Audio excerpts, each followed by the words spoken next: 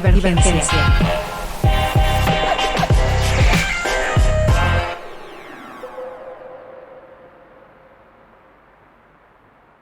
¿Qué tal, amigos? Soy Martín Ruiz, director de Consulta. Estamos en su programa Divergencia y, como ya es costumbre, me acompaña nuestro amigo Eduardo Fernández. Lalo, hoy con un tema obligado que tiene que ver con el segundo debate de los candidatos a la gubernatura de Tlaxcala que se realizó el pasado domingo. ¿Cómo lo vistes? ¿Cuáles son tus impresiones? ¿Qué tal, Martín? Amigos de Consulta, un saludo a todos los que nos están viendo por las redes sociales. Efectivamente, el tema del debate es obligado en cualquier espacio que se tenga. Me parece que respecto al primero me gustó un poco más, ojo, no el formato porque es el mismo formato un poco acartonado. Y muy limitado en los tiempos. Y limitado en los tiempos, pero he de reconocer que en este debate hay dos cosas que en el pasado no tuvimos y que se agradecen y se valoran. La primera, me parece que la participación de quienes fungieron como moderadores del debate superó las expectativas que se tenían. Me parece que en cierta medida agilizaron propiamente el desarrollo del debate con algunas preguntas. Me parece también que los moderadores tuvieron, ahí sí también se reconoce, por supuesto, unos pequeños desaciertos en brindarle un poco más de preguntas o espacio a unas candidatas que a otras candidatas o al candidato. Y en este debate vimos, sí, una interpelación ya propiamente entre las candidatas y el candidato. No era obvio lo que uno quería escuchar entre dimes y diretes, señalamientos, acusaciones, pero vimos de verdad un formato un poco distinto, ¿no? Aunque en esencia era el mismo, vimos a las candidatas y al candidato un poco más sueltos, lo mismo a los moderadores, vimos a un espacio digital siendo utilizado por los ciudadanos. Ojo, a diferencia del primer debate, al menos en las redes sociales oficiales del órgano electoral, sí tuvo una disminución en cuanto al número de personas que lo estaba viendo. Incluso Consulta lo retransmitió, Martín, muchos otros medios, y eso habla de que sí hubo disposición de hacer en el segundo debate lo que no se hizo en el primero. Sí, mira, a mí me parece que faltó difusión por parte de la autoridad electoral. Dos, a mí lo que no me gustó, Lalo, fue la declinación de esta disque candidata Liliana Becerril, porque me parece que le restó seriedad al asunto. Es decir, yo no estoy diciendo que no tenía su derecho de declinar o no, claro, pero me parece que no lo haces al principio, porque si lo haces al principio, lo congruente sería que hubiera abandonado el espacio y no que siguiera interviniendo. Me parece que también es una situación que los que organizan este ejercicio debieron ver analizado y planteado que qué pasaba si un candidato declinaba, si seguía participando o no. Me parece que, no estoy diciendo que sea un error de la autoridad, simplemente me queda claro que debemos de tener en los próximos ejercicios que se hagan, ver todas las variantes y todas las posibilidades para decidir si alguien hace eso, bueno, ¿qué sucede? Porque pareciera ser que a mí no me gusta la decisión que haya tomado esta candidata y que se haya quedado. Creo que eso le restó, para mi gusto, seriedad al debate en cuanto a su participación de esa candidata específicamente. Me parece, Lalo, y un poco yo haciendo una evaluación general de los candidatos, yo sigo viendo una silla muy grande de la gubernatura y candidatos pequeños. No voy a personalizar para que no digan que ataco uno, que defiendo otro. Yo creo que todos, en general, todos los candidatos quedaron a deber y yo sigo viendo la silla de la gubernatura muy grande porque, Lalo, yo no sigo sin ver a un líder, sigo sin ver a un candidato con ideas muy claras, planteamientos muy realistas, de de un análisis serio de la problemática que tenemos y de cómo solucionarlo. Y creo que hay temas, de veras, yo sí creo que hay temas mucho más importantes.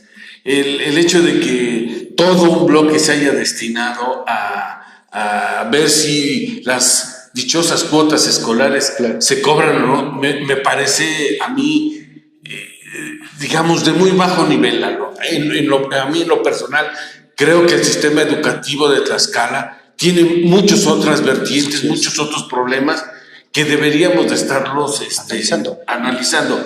Porque, por ejemplo, a mí me parece ridículo cuando escucho al Saga, porque ahora hay que decirle el Saga, si no se enoja, cuando te dice que al terminar su administración, todos los chamacos van saliendo hablando inglés y que vamos a tener una población de estudiantil bilingüe. Digo, esas me parecen tonterías que no deberíamos de estar permitiendo.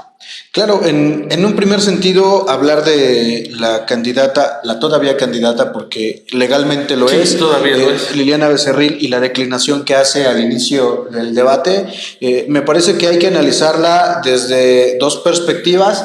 La perspectiva jurídica, que es la que me parece es importante y quedó, al menos después del debate, como muchas dudas generadas en el electorado, y la otra, la perspectiva política, que es que al final del día se complementan una con otra, pero para el caso de términos jurídicos prácticos, en la ley electoral en Tlaxcala, la figura de la declinación no existe. Estamos hablando de una figura de hecho y no de derecho, por lo que el haber declinado antes, durante o después, no tiene repercusión jurídica alguna, claro, ¿no? Es decir, sigue siendo candidata, incluso en estos momentos sigue siendo candidata.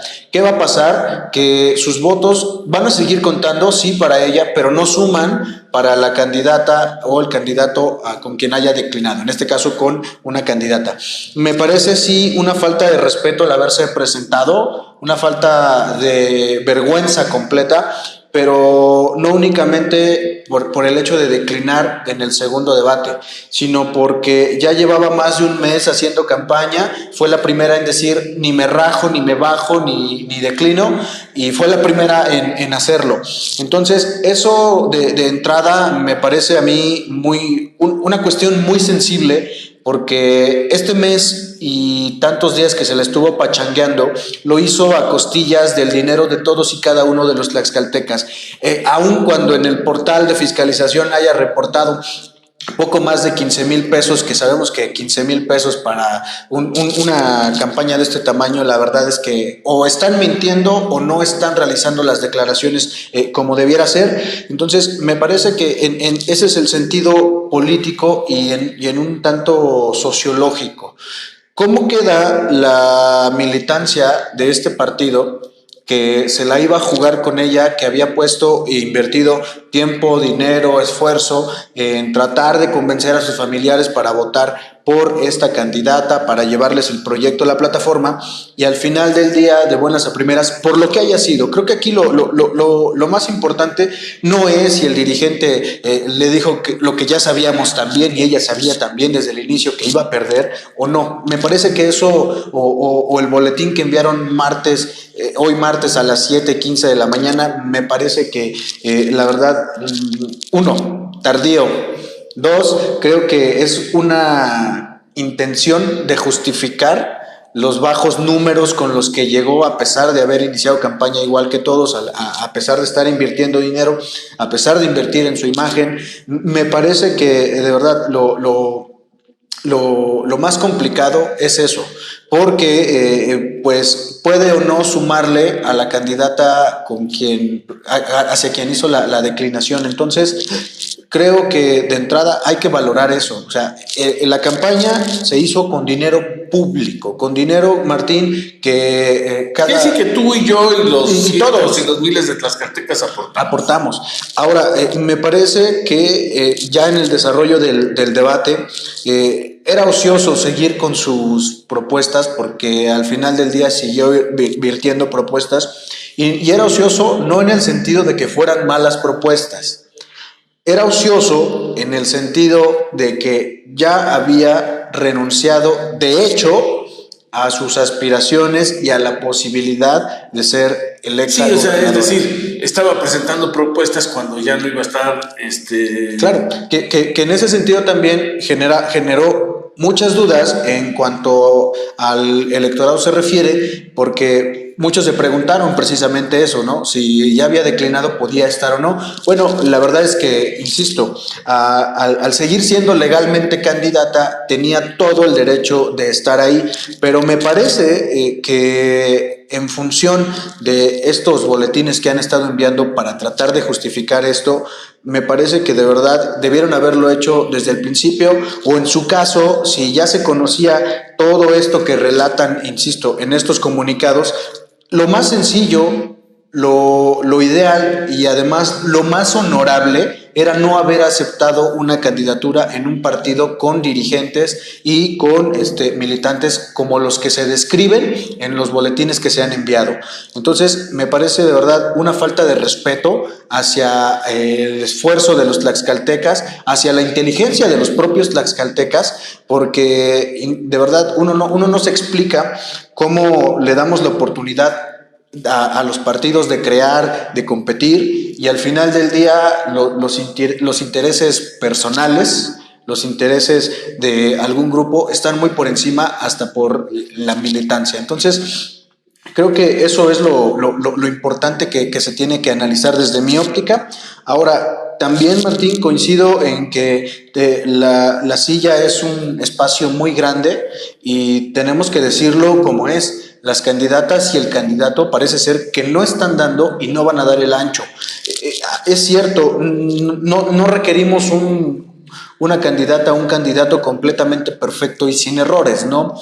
Pero sí con habilidades y con conocimientos que permitan desarrollar las funciones correctamente. Y me parece que en ese sentido hay algunos que hablan bien, pero no tienen idea de la administración pública. Hay algunos que me queda clarísimo que se saben al derecho y al revés la administración pública, pero no son capaces de comunicar las ideas y planes de gobierno. Hay algunos que hablan muy bien y tienen agendas definidas, pero ignoran por completo la administración pública. Entonces, creo que sí habría que valorar en esta ocasión a las candidatas y al candidato, porque para la siguiente elección daría pena que tengamos candidatos con estas mismas características y condiciones, porque estaríamos hablando de que ya nos acostumbramos a que el menos o el menos peor nos gobierne. Sí, fíjate que ahorita que hablabas y hacías referencia al asunto de las cualidades y características de los candidatos, digo, yo voy a ir para atrás. De este gobernador, el que tenemos actualmente, yo lo veo un gobernador débil, lo veo un gobernador ausente, sin liderazgo. Pero, por ejemplo, cuando hablas con Mariano, puede ser que te gustara o no su estilo, claro, pero era un gobernador que se hacía ver, que se notaba. Claro. Lo mismo sucedía, digamos, con un gobernador como Héctor Ortiz, un gran operador, un gobernador que ejercía el poder a sus características y que también preservías a un hombre, digamos, con poder. Claro. Y si ahí regresamos nos vamos más atrás, está Alfonso Sánchez Anaya, un hombre que también ejerció el poder muy a su estilo, pero al fin y al cabo eran gobernadores y figuras que te decían algo, que te comunicaban algo y que los veías con poder. Y de ahí podemos irnos regresando, y yo creo que todos les vamos a encontrar una característica, claro, similar. Yo creo que el actual gobernador, insisto, a mí me parece un gobernador débil, ausente, que hace su chamba, sí, pero que no lo veo que comunique el poder. Claro, y en ese sentido, si me permites, creo que se debe mucho a la cultura política que tenemos como mexicanos, porque cuando llega un proceso electoral, lo que buscamos es precisamente estas cualidades que hemos estado comentando. Pero a mí me ha quedado clarísimo, y seguramente a los amigos también, que como políticos todos son muy buenos, pero como administradores públicos no todos lo son. Y para el caso de Marco Mena, me parece que ha privilegiado más el asunto de la gestión pública que el asunto de la imagen y el poder. Es decir, estamos viendo desde mi perspectiva una nueva, no una nueva generación, pero sí una nueva modalidad de tener gobernadores y representantes populares, que a mi parecer privilegia más el funcionamiento de la administración pública que necesariamente el ejercicio del poder. Pero para esta ocasión, las candidatas y el candidato Martín, me parece que no dominan los temas de la administración pública, al menos no la mayoría. Los conocen someramente, sí, pero no los dominan. Y en cuanto a esto que estamos hablando de cualidades y características que comunican poder, porque esa es la realidad, difícilmente las podemos encontrar. Digo, salvo, no sé si coincidas conmigo, a mí me gustó, por ejemplo, la participación de Viviana. Me parece claro que se vio como una mujer preparada, sobria, con decisión, con firmeza. Digamos, fue la única que más o menos dibujó características de tener cierto liderazgo. Claro. Me parece que las propuestas de Heréndira, buenas, me parece que tanto a Heréndira como a Viviana, si les hubieran dado más tiempo, las hubieran preparado más, o estuvieran en otros partidos, a lo mejor estarían en otra circunstancia. Claro. A mí de plano, Saja no me gusta. Eso de que vienes de la cultura del esfuerzo y de que eres empresario exitoso y de que sabes trabajar y que tienes la varita mágica donde solucionas la contaminación del Zaguapan, haces a los niños bilingües y te plantean un Tlaxcala fabuloso, me parece burlón y hasta me parece de mal gusto de parte de él. De las dos candidatas punteras, hablo de Lorena Cuellar, yo la vi nerviosa. Me parece que lo suyo no son los debates, no es la confrontación de ideas. Claro. Creo que conoce la administración, creo que tiene algunas cualidades porque ha sido presidenta municipal, ha sido senadora, ha sido diputada, creo que le sabe, y de ella el éxito de su administración en caso de que gane dependerá de la gente de la cual se rodee. Claro. Y me parece que en el caso de Anabel tenía buenas propuestas, buenas ideas, pero de repente vi que le metieron 2, 3 cuestiones, ganchos al hígado, y vi que la desbalancearon y de repente la vi que se empezó a perder, pero al fin y al cabo a mí, insisto, ninguno de los candidatos me convenció.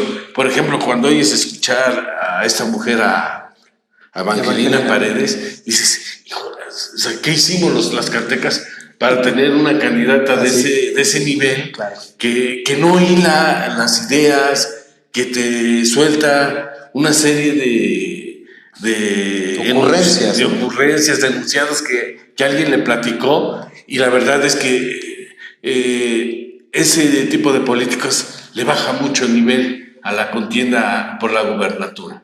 Claro, en ese sentido, Martín, coincido, y me parece que hemos ido coincidiendo en esto durante los últimos programas, y se trata de Heréndira Jiménez Montiel y de Viviana Barbosa Bonola, que sí son, digamos, una generación distinta a la gran mayoría de lo que estamos acostumbrados a ver.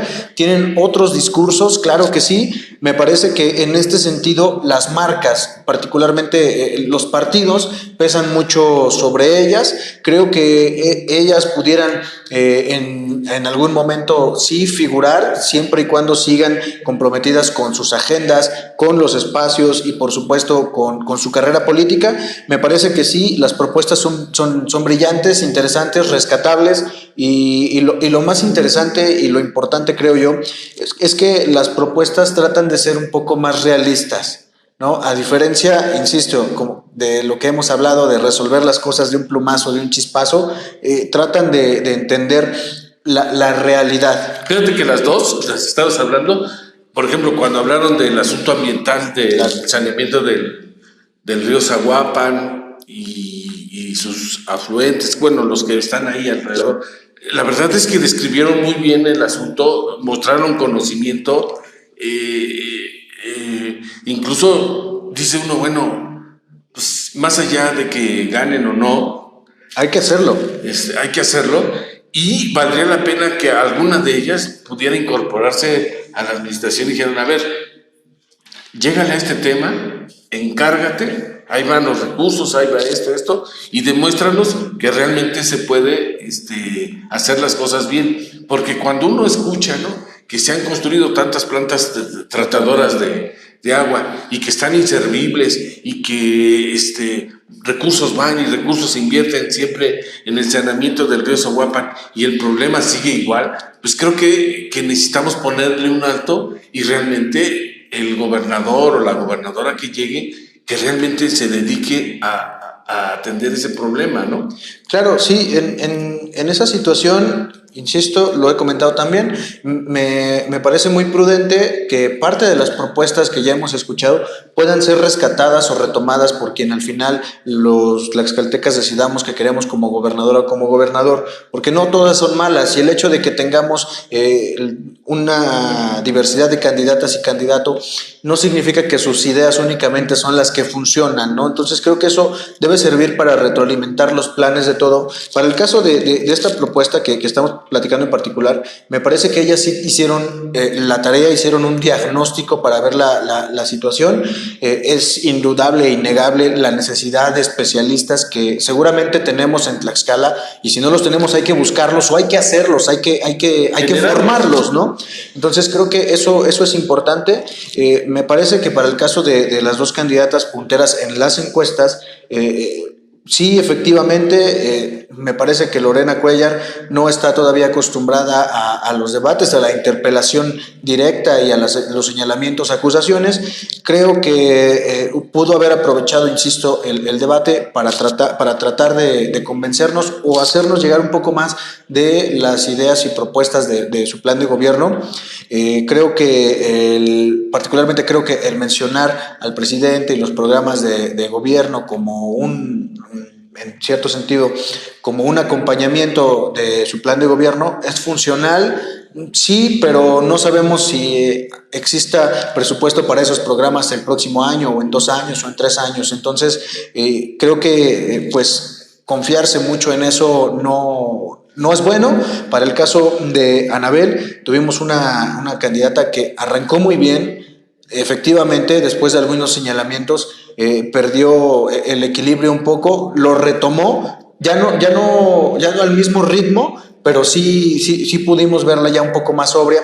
El debate en cierta medida tuvo algunos picos, es decir, a veces se ponía interesante, a veces se tornaba aburrido. Lo que pasa es que te voy a decir, Lalo, si a ti te preguntan, ¿no?, y dices, oye, háblame sobre el problema ambiental, y tienes 1 minuto, claro, pues prácticamente necesitaría ser un genio para sintetizar todo lo que traes en 1 minuto. Claro.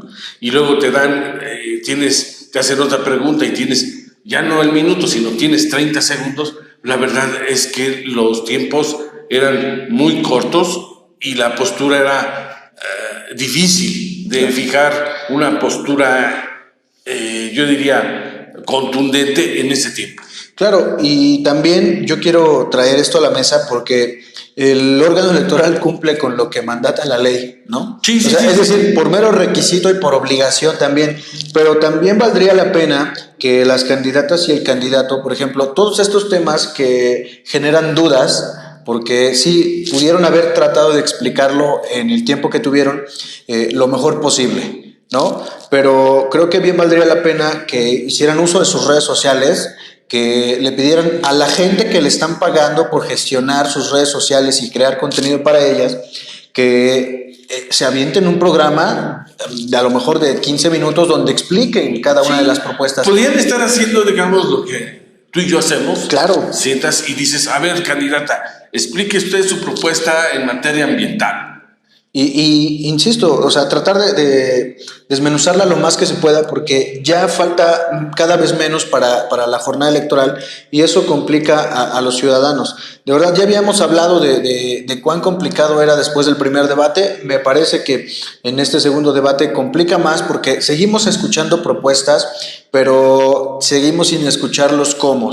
Entonces creo que también los temas, insisto, son los temas que se tratan en todos los concursos y certámenes de oratoria y de debate público. Aquí, digamos, estaba el concurso era ver quién era la que hablaba mejor, Claro. o el concurso era ver quién era la que decía más propuestas, o a ver quién era la que tenía el currículum Más más grande. grande, o quién era el que empezó a trabajar más joven, joven, ¿no? o quién era el que tenía más cargos. Me parece que eso no es el asunto. Yo extraño, fíjate, Lalo, las campañas cuando los candidatos te planteaban un diagnóstico de cómo estaba el Estado y te establecían las metas y los objetivos que ellos querían llegar, ¿no? Entonces, ahí son una serie de compromisos que al fin y al cabo dices, me gusta ese proyecto y lo apoyo, porque hoy, digamos, el hecho de que te digan, yo soy muy buena y empecé a trabajar muy joven y soluciono todo, pero como tú dices, si no me dices cómo, hacia dónde vas y cuál es el objetivo, pues al fin y al cabo yo no sé cuál es la Tlaxcala que nos están ofreciendo los candidatos. Claro, y de verdad, en el tema de la infraestructura educativa, lo que uno no esperaba escuchar era cuántas escuelas hay, cuántos alumnos, cuántos maestros, no porque no sea importante, sino porque me parece que lo que debieron haber hecho y una candidata propuso, pero lo llevó a la mesa, pero yo creo que lo debió haber llevado ya en ese momento en algún documento, es precisamente un diagnóstico de cada una de las instituciones educativas, porque en algunas de ellas pues no hay de entrada accesos para personas con discapacidad.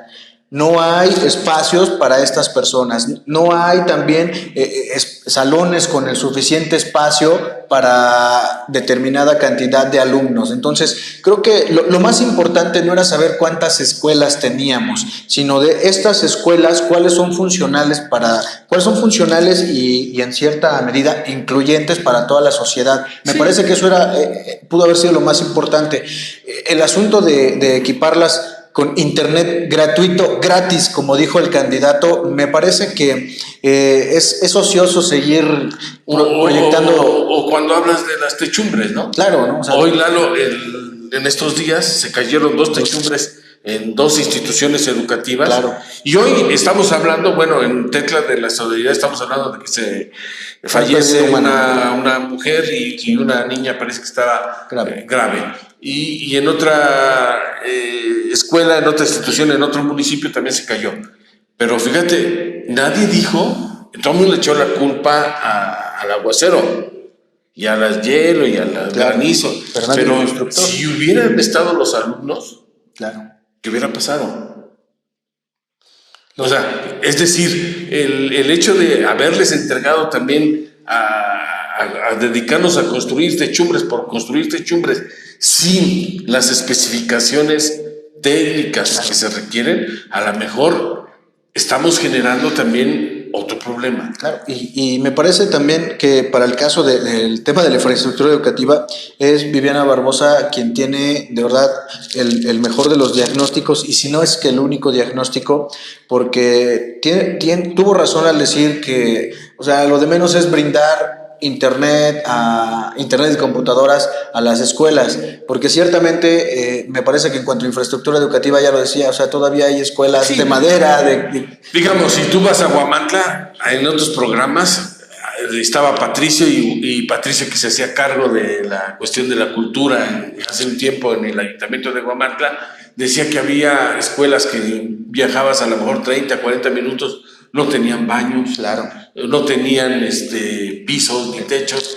Y digo, y si no tienen ni pisos ni techos ni baños y estás hablando de darles internet, la verdad es que parece ridículo. Que me parece, para eso es el diagnóstico. Lo hemos tratado aquí. Tlaxcala son distintas realidades. Entonces, no podemos tratar de solucionar las distintas problemáticas trayendo internet y computadoras. Entonces, si hubieran hecho su tarea y hubieran llevado su diagnóstico, eso les hubiera permitido precisamente esto que estamos diciendo. Ok, en Tlaxcala capital difícilmente vamos a ver una institución educativa así. Sí. Sus necesidades son otras, hay que atenderlas así. A lo mejor sale un candidato y te dice, me comprometo que al finalizar mi gobierno, todas las escuelas tendrán baños dignos, claro, por poner ejemplo. Pero me parece que la cuestión de los sanitarios y los baños es la carencia de todas las escuelas. Entonces, me parece que esa sí es una realidad general. Y es un buen compromiso, por ejemplo. Pero si de verdad intentamos resolver todas las problemáticas y carencias y deficiencias que presentan algunos centros educativos con internet y computadoras, creo que están, de verdad, completamente equivocados de cómo se atiende la educación para el caso de Tlaxcala. Sí, y la verdad es que si así van a gobernar, con ocurrencias y con, yo diría, petarditos de que tú le das internet y la pintas y crees que ya hiciste la gran obra, me parece que no. Yo creo que los tlaxcaltecas merecemos, insisto, una autoridad o un próximo gobernador o gobernadora comprometido, que realmente se note un cambio y que dejemos y que superemos esta etapa de atraso, de rezagos, porque digo, cuando en estos tiempos te dicen, hay una escuela que todavía funciona en salón y el piso es de tierra y tiene el techo de láminas, parece ser, de veras, es un asunto ofensivo y no deberíamos de estar viendo eso. Pero en fin, ¿algo más? Pues sí, creo que independientemente de la declinación, esto ya más o menos va pues mostrándonos cómo va a ser la competencia electoral de las encuestas. Esto hay que reconocerlo así. Independientemente de las encuestas, vamos viendo quiénes sí pueden, quiénes no pueden, quiénes tienen la idea, pero lo más importante aquí es que los ciudadanos que tuvimos la oportunidad de ver o escuchar el debate, pues sigamos exigiendo mejores candidatas y mejores candidatos, que no únicamente piensen que están hablando con su círculo más cercano al que le pueden dorar la píldora, porque de verdad muchas de esas propuestas, Martín, queridos amigos, resultan ofensivas, insisto, cuando vemos que las deficiencias son muchas y pretenden arreglarlas nada más de un plumazo, de un chispazo o con internet gratuito. Entonces creo que sí nos quedaron a deber, o sea, en cuanto al dominio de los temas, al conocimiento de los mismos y a la propuesta basada en lo anterior, creo que sí nos quedan a deber. Vimos un poco más de efervescencia, algunos picos y valles también en el debate. Vimos ya confrontación, me parece que no era tampoco el momento y no se buscaron tampoco las mejores estrategias para hacerlo, pero ya estamos cada vez más próximos.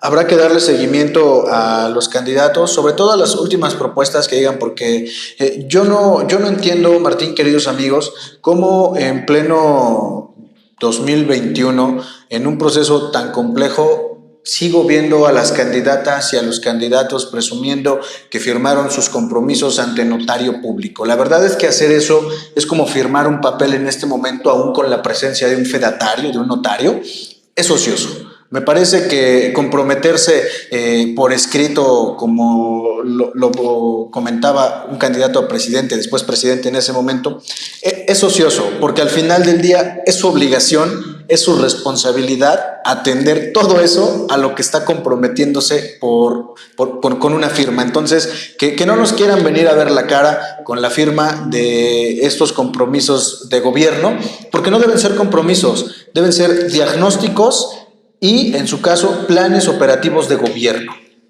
Yo estoy de acuerdo. La verdad es que esas formas tan trilladas y ya tan desgastadas de hacer política, la verdad es que estarán hueva. Yo creo que las campañas no prendieron, Lalo, y no van a prender. La verdad es que a los ciudadanos nos toca revisar. Entre ustedes, todos tienen sus páginas de Facebook, algunos tienen sus páginas personales.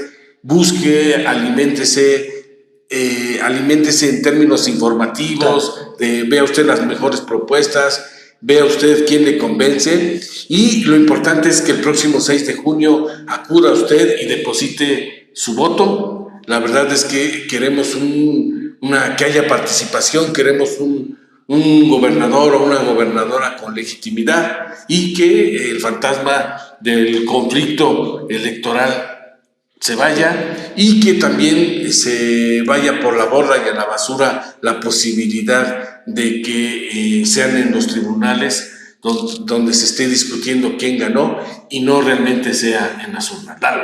Martín, amigos, muchas gracias por escucharnos el día de hoy. Amigos, soy Martín Ruiz, de Consulta, director. Nos vemos en su próximo programa de Divergencia. Muchas gracias.